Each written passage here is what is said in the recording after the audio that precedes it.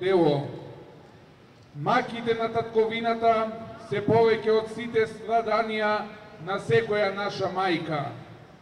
И јас, без ни најмалку да те навредувам, се чувствувам повеќе син на втората моја мајка Македонија, отколку на тебе која си ме родила.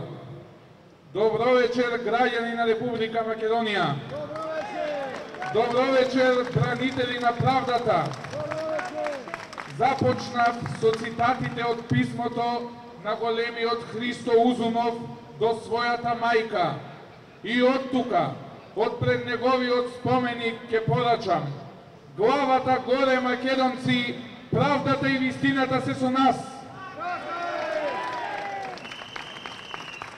Неправдата стана пракса, а кога неправдата е на сила, непокорот е единствениот пат до правдата. Денес е 17-ти ден откако актери, уметници, граѓани, пратеници кои си ја сакаат Македонија се во притвор. Денес е 17-ти ден откако во Република Македонија се погазени законите и правниот систем. Законот е ист за сите, но неговото применување е двојно. Луѓе кои 70 дена одеа по улиците, пеејќи и ширејќи љубов за Македонија, се обвинети за тероризам, додека оние кои тивееја по улиците и ги уништуваа институциите, ги наградија. Јавно прашувам, какво дело е палењето на канцеларијата на председателот на Република Македонија? Дали со палењето на канцеларијата на Врховниот командант не се загрози уставниот поредок на Република Македонија? Колку луѓе за тоа беа во притвор? Какво дело е фрлање на бекатон плочки врз полициски службеници и да се повредат над 40 полицајци? Доста беше со двојни аршини. Тероризам не е да ја сакаш својата татковина. Демократијата стана мислена именка во нашата држава. Кршењето на законите стана секојдневие. По кој закон пратеници кои на сила имаа имунитет беа уапсени со лисици од своите домови како најголеми криминалци? Македонија стана земја на беззаконие. Хунтата на власт успеа да внесе страв во секој дом и секое семејство. Навечер по 19 часот на улиците низ Македонија не можете да видите човек. Улиците се празни како да е воведен полициски час.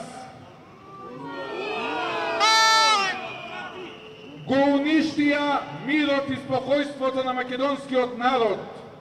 Наместо живот донесоа мрак. Да се држи во притвор мајка на 2 малолетни деца, која пред суд понудила кауција и лекарска документација за болен човек од најтесното семејство, е правен преседант и политички реваншизам. Децата на Елена се без мајчинска грижа веќе 14 дена. Според нашите неофицијални информации, пратеникот Крсто Муковски веќе 10 дена штрајкува со глад. Неговата здравствена состојба е влошена. Судскиот систем не презема ништо. Почитувани присутни, време е за национално помирување, бидејќи хунтата го закрви овој честит народ. Време е да запре овој политички реваншизам кој го започна хунтата на власт. Доста беше.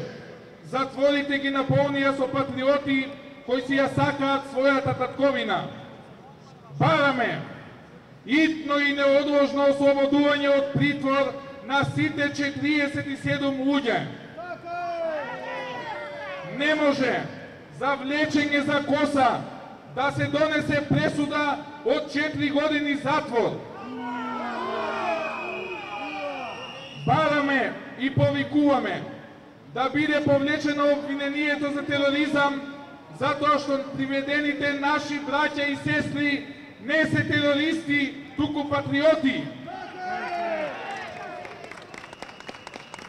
Се обраќам до нашите кои се во притвор, нашите браќа и сестри Богдан, Елена, Митко, Борис, Игор, Кире, Владо, Коста, Никола, Крсто, Любен и сите останати.